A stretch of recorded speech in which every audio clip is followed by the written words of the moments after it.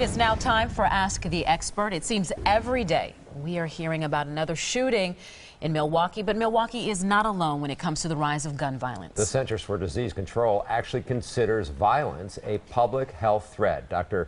Jennifer McKinnon from the Medical College of Wisconsin joins us now live this afternoon. So why do they consider this a public threat?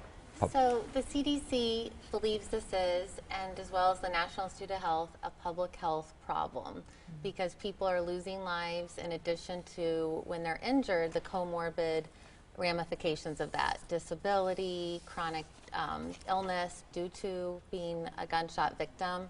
And it's just like when the CDC studies seatbelts and auto accidents and bike helmets, the data coming out of there is robust and important for us to look at.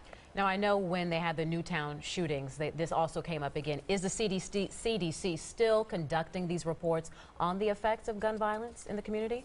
Very good question. In fact, for the past 20 years, since 1996, something called the Dickey Amendment passed in Congress, and the funding for gun research was pulled.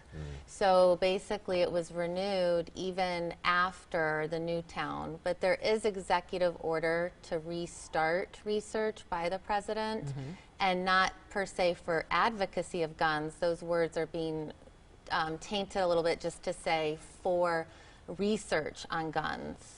So we know this now is a public health issue. What do we know about what's happening in Milwaukee on this issue? In Milwaukee, there's definitely a rise in homicidal and also non-lethal homicides. In general, there's been mass shootings across the whole country at a higher rate this past year.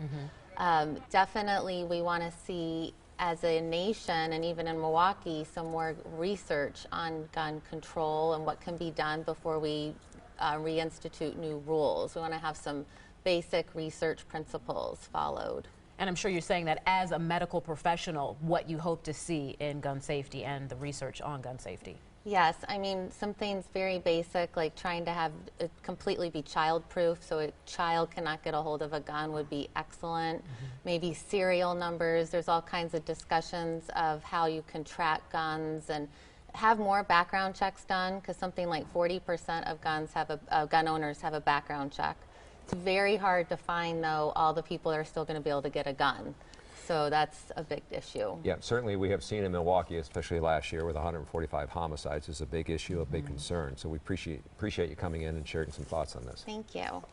If you have a question for our experts, email them at asktheexpert@todaystmj4.com. You can also leave a voicemail. We have the number right there on the screen.